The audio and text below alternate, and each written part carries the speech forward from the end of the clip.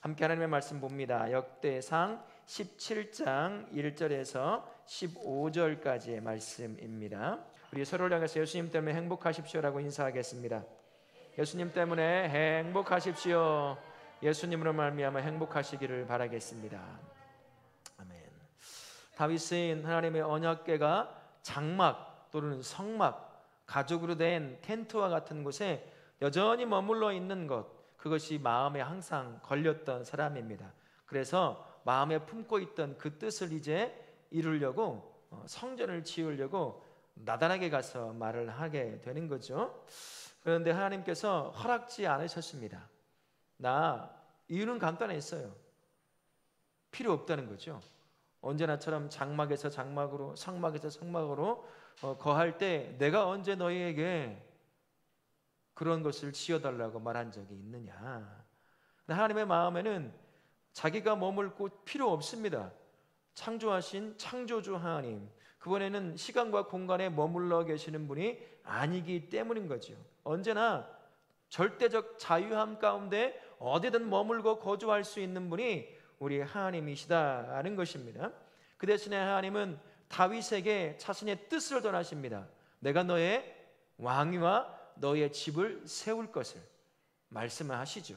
그리고 그의 후손인 솔로몬을 통해서 이제 하나님의 성전을 짓게 하겠다라는 말로 오늘 말씀을 마무리하는 것을 볼 수가 있습니다. 결국에는 그의 후손인 솔로몬을 시작으로 해서 진짜 성전 대신 예수 그리스도, 그분이 이 땅에 왕으로 오시게 되는 거죠. 그래서 우리를 그의 성전으로 만드시기까지 하신 역사가 있게 되는 겁니다. 말씀 들어가 보도록 하겠습니다. 1절부터 6절까지의 말씀입니다. 다윗은 선한 마음으로 성전 건축을 계획했지만 하나님의 생각은 다릅니다. 첫 번째 질문입니다. 언약궤가 성전이 아닌 성막에 있다는 사실로 다윗이 괴로워하자 나단은 어떻게 조언하고 있습니까? 하나님이 함께 좀 읽어주셔야 제가 물도 한번 마실 수 있어요. 제가 안 읽으면 멈춰버리니까 물 마시기도 힘든 그러거든요. 지금 목도 갈라지고 막 그러는데, 하나님이 함께 하시니 마음에 있는 바를 모두 행하라. 당신에게 주신 선한 마음대로 행하라고 말을 한 겁니다. 하지만 다시 하나님이 나타나서 이렇게 말합니다. 다윗이나 나단의 예상과 달리 하나님은 어떻게 말씀하고 계시지요? 내가 거할 집을 건축하지 말라라고 말씀합니다. 하나님의 생각과 인간의 생각은 거의 대부분 다를 경우가 많습니다. 똑같을 때가 있어요. 하나님의 뜻을 품으면 하나님의 생각과 인간의 생각이 똑같을 때가 있긴 한데, 그런 경우는 참 제 경험상 별로 그렇게 많지가 않아요.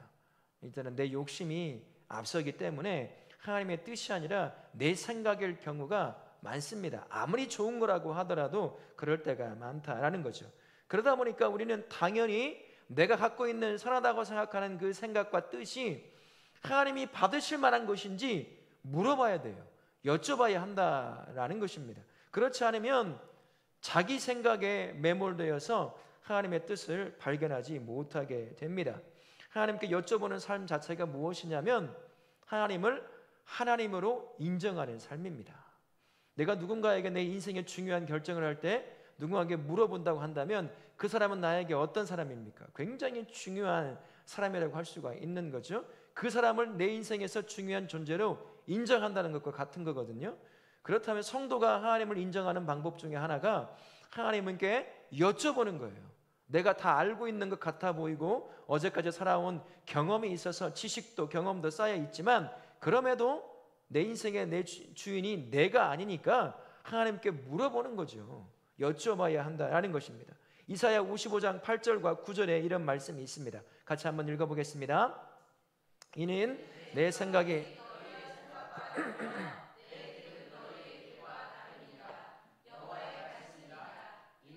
하늘이 내 길은 너희의 길보다 높으며 내 생각은 너희 생각보다 높음이니라. 하나님은 전지전능하신 분이죠. 그분이 가지고 있는 생각과 계획과 뜻을 우리가 다 이해할 수 없습니다. 무슨 말이냐면 그분의 생각을 다 품을 수 없다라는 말입니다. 하나님은 전지하신 분이기 때문에 자신의 계획을 다 세울 뿐만 아니라 처음부터 끝까지 다 알고 계신다고 표현할 수가 있겠죠. 우리의 머리로 하나님께 가지고 계신 그 신적 특성인 전지함을 어떻게 이해할 수 있을까? 저는 한눈에 다 보는 거라고 생각합니다. 과거건 현재건 미래건 우리는 현재만 살아갑니다. 이 순간만 살아가요. 어제는 이미 끝났고 1초 앞은 우리가 살지 못하죠. 지금 이 순간만 호흡하며 살지만 우리 하나님은 한순간에 과거고 현재고 미래고 동시에 보고 알 수 있는 전지하신 분이라는 거죠. 그래서 그분은 그 전지함을 가지고 계획을 세우십니다. 뜻을 세워내시죠. 거기에 대해서 전능하심이 있으시기 때문에 자신이 세운 계획 한치의 오차도 없이 완벽하게 이룰 수 있는 차고 넘치는 능력을 가지고 계신 분이 우리 하나님이십니다. 그래서 그분 앞에 그 어떤 실타래처럼 엉켜있는 문제라고 하더라도 그분 앞에 이해되지 못할 것은 아무것도 없는 겁니다. 그리고 해결할 것이 아무것도 없는데 다 뭐든지 해결할 수 있는 분, 다 아시고 이해할 수 있는 분이 우리 하나님이시다라는 겁니다. 다윗은 이것을 삶의 경험을 통해서 알았습니다. 다윗만큼 인생의 희노애락을 겪은 사람이 어디 있겠습니까? 그 어린 나이부터. 그래서 인생에 그런 경험들이 풍성해요. 뭐든지 다 대부분 이 상황에서 어떻게 하면 살아남을 수 있을지 아는 사람이 다윗이라고 할 수 있지만, 그러나 그 가운데 전능하신 하나님을, 전지하신 하나님을 경험했습니다. 그래서 자신과 자기가 살아왔던 경험과 지식보다는 하나님께 묻는 게 먼저라는 것을 그는 그 경험을 통해서 알고 있는 거예요. 그래서 묻는 겁니다. 그 마음에 성전을 짓고자 하는 선한 마음을 품고 있음에도 불구하고 우리 같으면 이 좋은 것이라고 한다면 그래 이거 하나님이 주신 거야 생각하고 바로 뭔가 질러버리려고 할 겁니다만, 다윗은 묻습니다. 다윗이 영적으로 가장 민감한 이런 시기에 언제나 묻는 작업을 했던 것을 볼 수가 있어요. 아무리 내가 가지고 있는 것이 선하고 좋은 것이라고 하더라도 하나님의 생각과 하나님의 뜻과 맞지 않는다면 그건 하나님이 원하는 게 아니에요. 내가 좋아서 하는 거지 하나님이 원하는 게 아니라는 겁니다. 다윗은요 그걸 알았습니다. 나단에게 물어보니까 처음에는 나단도 듣기가 참 좋았거든요. 법궤를 모실 수 있는 성전을 짓는다니 누가 뭐라고 하겠습니까? 다윗도 좋고 나단도 좋고 아마 다 제사장들 장로들도 다 좋다고 했을 거예요. 근데 하나님은 나단에게 말씀합니다. 아니다, 짓지 말라 라는 말이 딱 떨어져요. 서운함이 있겠죠. 우리 같으면 어떻게 했습니까? 아니 이거 좋은 거 왜 하지 말자고 하는 거죠? 이런 말을 할 수 있겠지만 다윗은 그 자리에서 바로 포기합니다. 내려놓죠. 그리고 후손을 위해서 성전을 지을 준비를 해나가는 그 작업을 하게 되는 거죠. 성도의 삶과 의사결정은 다윗과 같아야 합니다. 언제나 우리는 하나님께 물어봐야 돼요. 어떻게 물으면 되겠습니까? 복잡한 문제도 아니죠. 하나님 어떻게 할까요? 어떻게 살면 되겠습니까? 이제 뭘 하기 원하십니까? 어떻게 결정하면 좋을까요? 누구를 만나야 할까요? 이 상황에 내가 어느 방향을, 인생의 방향을 틀고 가야 되겠습니까? 이 묻는 거예요. 묻는 거는 조금 전에 말씀드린 것처럼 하나님으로 인정하는 것입니다. 당연하죠. 내 인생의 주인이 하나님이시라고 고백한다면 내가 내 마음대로 내 인생의 방향을 정할 수 있어요? 주인이 알아서 해야 되는 거잖아요. 그러면 내가 한 발 앞서고 싶을 때 그때 묻는 거죠. 하나님 어떻게 하면 돼요?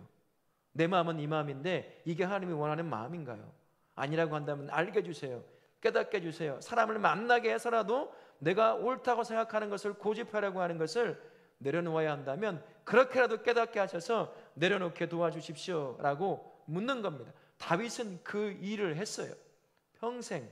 물론 영적으로 둔감해지기 시작할 때는 이 묻는 작업이 점차 그의 인생에서 사라지긴 했지만, 눈 좀 뜨시고요, 사라지긴 했지만 그래도 평생 그의 입에서는 묻는 작업이 멈추지 않았습니다. 하나님 어떻게 해야 합니까? 이 묻는 작업이 필요했던 거죠. 우리가 그래야 됩니다. 여러분 아침에 하루의 삶을 시작할 때 어떻게 시작하십니까? 새벽기도 나오시는 분들부터 해서 하루를 시작할 때 뭐라고 기도하며 시작합니까? 오늘 내가 어떻게 살아야 하는지 하나님께 물으십시오. 그게 하나님으로 인정하는 삶이에요. 그게 믿음입니다. 그게 하나님이 내 인생의 주인 되는 것에 대해서 내가 직접 고백하고 믿을 수 있는, 들을 수 있는 고백이라는 것을 기억하시고 언제나 하나님께 물으실 수 있기를 바랍니다. 우리는 하나님과 동행하면서 하나님이 원하시는 열매를 나를 통해서 맺는 삶이 우리의 삶이에요. 성도가 살아갈 삶입니다. 근데 내 마음대로 살아가는데 어떻게 하나님이 나를 통해서 맺고자 하는 열매를 맺을 수가 있겠어요? 예수님이 친구 되어 우리와 동행합니다. 그분을 통해서 그분이 맺고자 하는 열매를 내 삶에서 성도인 내가 맺어내는 거거든요. 근데 그분께 묻지 않아요. 그냥 내가 어제 살아왔던 경험과 지식 가지고 오늘 똑같이 살아가 버려요. 어떻게 내가 하나님의 열매를 맺을 수가 있겠습니까? 물어야죠. 여쭈어 봐야죠. 최소한도로.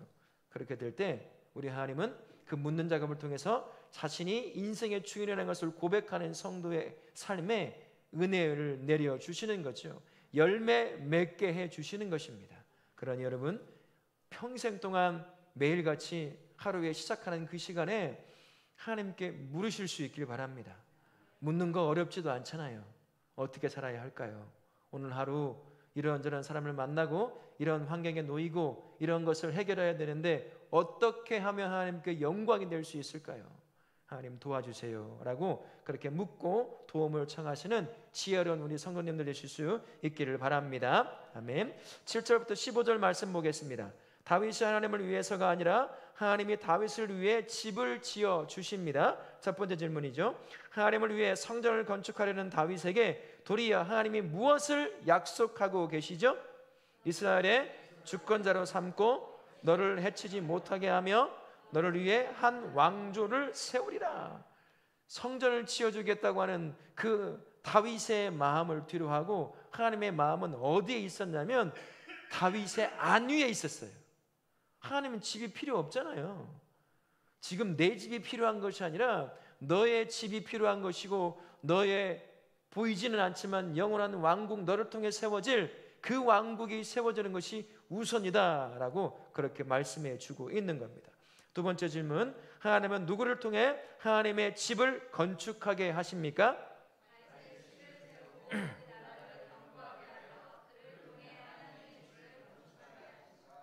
누구요? 다윗의 씨. 우리는 다 알고 있죠. 솔로몬을 시작으로 해서 그 집이 지어지고 궁극적으로는 예수 그리스도 통해서 완성이 되어져 갑니다. 세 번째 질문 보면 하나님은 다윗에게 어떤 언약을 주십니까? 다윗의 씨를 통해 세워질 왕과 그의 왕국을 영원히 견고하게 하신다라는 것입니다. 실제로 다윗의 씨를 통해서 예수 그리스도가 이 땅에 오셔서 영원한 하늘나라를 죄된 이곳에 가지고 오셔서 이루어 놓으시게 되는 거죠.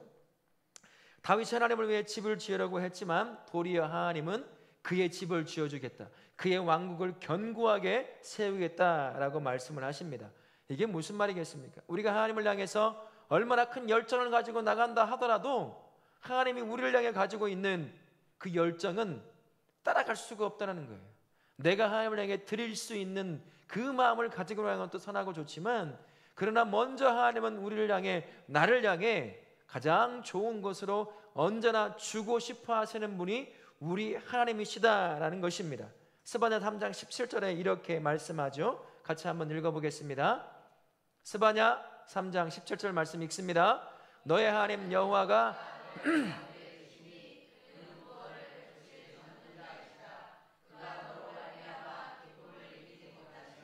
너를 잠잠히 사랑하시며 너로 말미암아 즐거이 부르며 기뻐하시리라 하리라. 우리 하나님은 우리를 향해 어떤 마음을 가지고 있는지 이 말씀이 잘 표현하고 있습니다. 우리에게 주고 싶은 마음이 이거라는 거예요. 우리를 향해 한없이 주고 싶은 구원의 은혜, 그를 기뻐하는 그 기쁨의 삶을 끊임없이 주고 싶어하는 분이 우리 하나님이시다라는 것입니다. 하나님은 죄로 무너졌어도 여전히 우리를 사랑하시는 분이 우리 하나님이시라는 것을 기억하실 수 있길 원합니다. 사랑하면 처음에 뭘 하고 싶어지죠? 사랑하는 사람에게 야, 나 돈 좀 줘, 나 오늘 밥 사줘.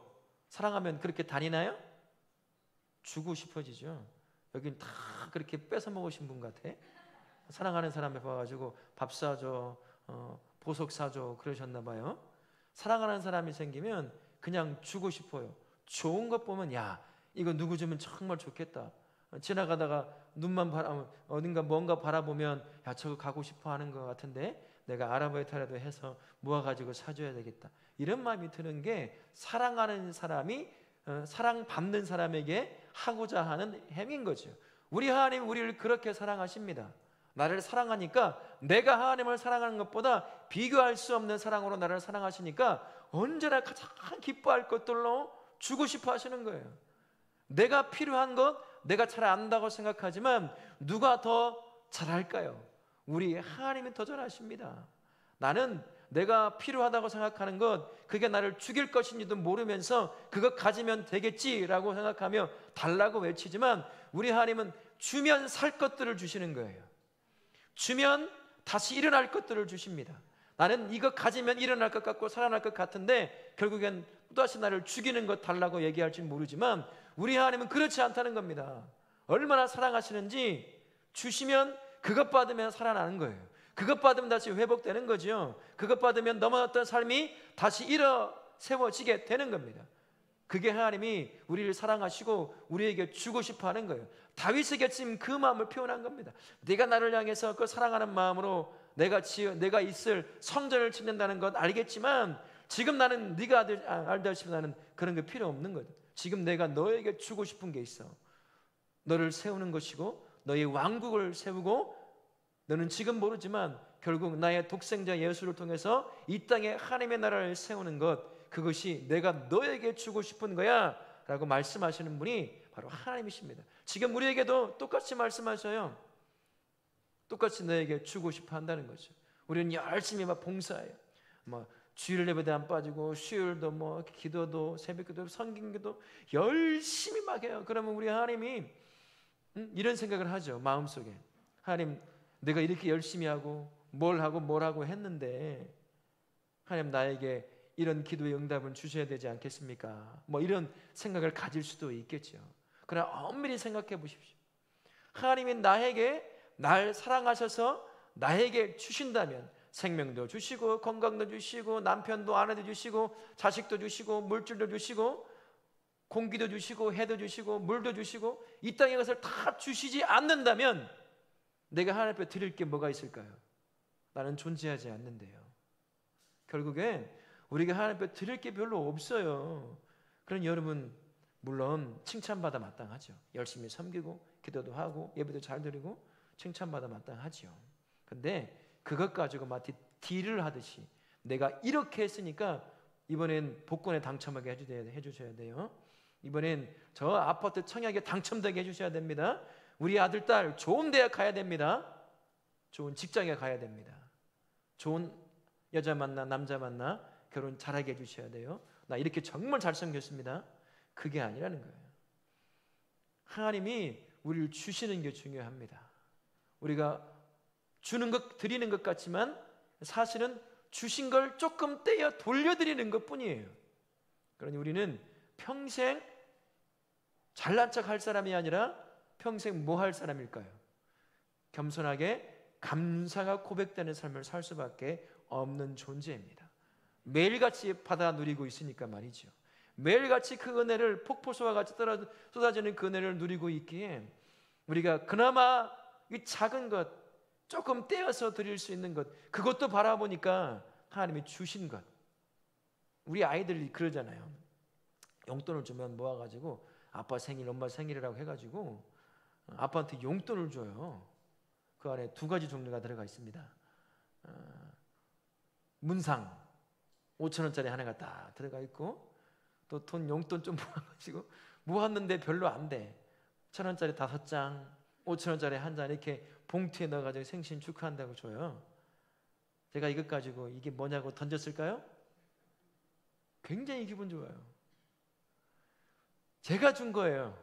엄마가 준 거예요. 그것 가지고 떼어서 준단 말이죠. 결국은 내 돈인데 내가 받으면 기분이 좋은 거죠. 바로 그거가 똑같아요. 내가 하나님이 주신 것 받아가지고 주는데 마치 내 것, 하나님이 주시지 않은 것 떼가지고 주는 것처럼 그렇게 어깨가 막 뽕이 들어가가지고 내가 이렇게 하나님 나 안 주면 어떻게 합니까? 막 그렇게 할 이유가 없다라는 거예요. 그저 우리가 할 수 있는 이유는 딱 한 가지예요. 감사밖에 없습니다. 다윗이 그 인생을 살 때에 가장 부강한 나라를 세워갈 수 있었습니다. 어느 순간 교만이 싹트기 시작했어요. 다윗이. 그러면서 점차 그의 인생이 무너져 갔습니다. 우리 인생이 그러면 안 되겠지요. 우리에겐 주신 것을 하나님 앞에 돌려드린다라는 생각을 가지고 계시고, 그러면서 평생에 하나님 앞에 감사가 넘치는 그런 삶을 사실 수 있기를 바라겠습니다. 아멘. 하나님이 다윗의 후손을 통해서 하나님의 집과 나라를 세우겠다고 언약을 하십니다.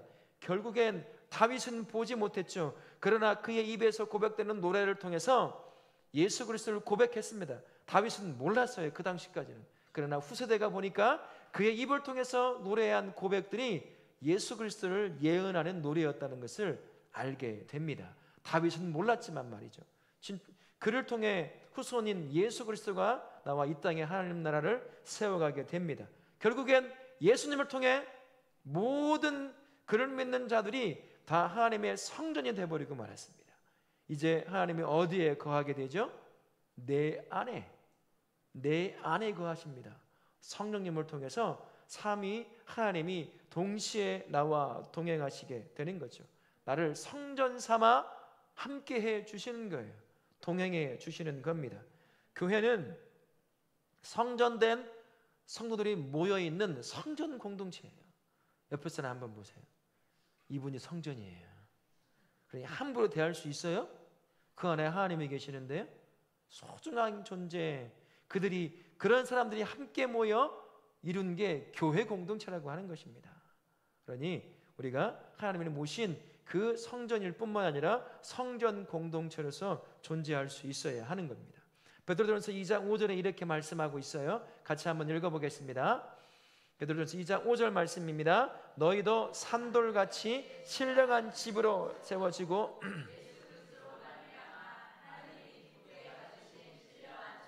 드릴 거룩한 제사장이 될지니라. 하나님은 예수님을 통해서 예언된 대로, 다윗을 통해 예언된 대로 예수님을 통해 이 땅에 하늘나라를 이루실 뿐만 아니라 이제 진짜 완벽한 성전 되신 그분이 내 안에 계시고 성전 안에 계심을 말미암아 모든 성도를 성전 삼으셨다라는 겁니다. 그 옛날 돌로 지어진 성전에 계셨던 하나님이 이제는 성도를 통해 함께 동행해 가시는 거죠. 예수님이 친구로 동행하시니 성도가 하나님이 머무시는 성전이 되어지게 되는 것입니다.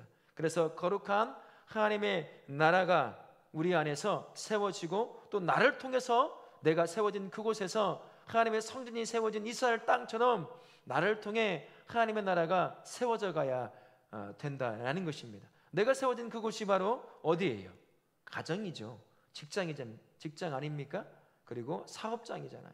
학교고 학원입니다. 바로 그곳에 성전된 내가 세워져 있음으로 말미암아 나 때문에 그곳이 하나님의 임재가 있는 거룩한 곳으로 변화가 되어야 한다라는 겁니다. 거룩하신 그분이 내 안에 동행해 주시기 때문인 거죠. 그래서 성도는 세상과 구별된 삶을 살아야 합니다. 그게 성전된 성도가 살아가야 될 삶의 모습이에요. 예수님이 함께 하시는데도 불구하고 안 믿는 사람들과 아무런 차이가 없다고 한다면 그러면 어떻게 예수님께서 내 안에 성전 삼아 계시겠습니까? 이방의 사람들이 예루살렘에 세워져 있는 이 성전을 바라보면서 장사를 하거나 지나가는 객들이든지 모두가 다 그 성전의 아름다움을 바라보면서 그 안에 들어가고 싶었을 거예요. 하지만 함부로 아무도 못 들어갔습니다. 죽임을 당했어요. 못 들어갑니다. 다 하나님께서 세워놓은 자들만, 구별된 자들만, 경건함으로 준비된 자들만 성전 안에 들어갔습니다. 대제사장도 스스로 죄가 있다고 한다면 절대 못 들어갔어요. 들어가면 어떤 일이 발생할까요? 죽는 거예요. 그래서 항상 거룩함, 구별된 삶으로 살 수밖에 없었던 거죠. 이제는 하나님이 내 안에 계셔서 성도가 성전이 되었습니다. 그렇다면 나도 그 옛날에 건물로 지어진 성전 안에 아무도 못 들어간 것처럼, 거룩하게 준비된 자만 들어갔던 것처럼 저와 우리도 그런 거룩함으로 준비되어야 하는 거죠. 경건의 삶이 그 삶입니다. 구별시켜야 하는 거예요. 내 삶을 다른 사람의 삶과 항상 구별시켜야 합니다. 남들이 다 간다고 따라가서도 안 되죠. 남들이 다 한다고 해서 똑같이 행위해서는 안 되는 겁니다. 아깝더라도, 손해보더라도, 불편하더라도 그것을 포기할 수 있는 삶, 그 삶이 성전 삼아 함께 하시는 예수님, 그분과 동행하는 성도가 살아가야 될 삶이라는 사실을 기억하실 수 있기를 바랍니다. 교회는 거룩한 성전 공동체라고 말씀을 드렸습니다. 교회도 마찬가지예요. 교회가 성전된 성도들이 모여있는 곳이잖아요. 내 안에 나를 성전 삼아 계신 예수님 때문에 내가 살아가는 그 삶을 통해 하나님을 보여줍니다. 성전된 성도는요, 그가 세워진 그 자리에서 그 성전된 성도들이 모여있는 교회도 마찬가지예요. 이곳에 세워져 있는 이 건물이 아니라 이 건물 안에 함께 예배하는 예배 공동체로 세워져 있는 이 교회 공동체가 함께 모시고 있는 예수님을 보여주는 그러한 공동체가 되어야 한다는 거죠. 그 옛날 성전이 세워져 있으므로 이곳은 하나님이 지배하는 곳이다 라는 것을 그 성전을 통해 보여주었던 것처럼 성전된 성도가 삶의 자리에서 하나님을 보여주고 그들이 모여있는 이 교회가 이곳에서 하나님을 보여주는 공동체로 세워져야 하는 거죠. 그러니 그렇게 살려고 한다면 경건해야 합니다. 예수 안 믿는 사람과 똑같이 살아가면 내 안에 계신 예수님을 보여줄 수가 없습니다. 똑같이 말하고 똑같이 결정하고 똑같이 행동하고 있는데 내 안에서 어떻게 하나님을 볼 수가 있겠습니까? 그러니 우리 성도님들, 이제 3일간의 또 다른 삶을 하나님이 주셨을 때 여러분이 세워진 그 자리에서 나를 성전 삼아 동행하시는 그 예수님을 보여주는 그러한 성도, 그리고 함께 모여 세워져가는 우리 다우라 교회가 성전 공동체로서 우리 교회를 지나가고 우리를 만나는 그 누구든지 간에 우리 안에서 비춰지는 하나님을 발견하게 되는 그런 거룩한 성전 되시고 성전 공동체로 세워지실 수 있기를 예수님의 이름으로 축원합니다. 아멘.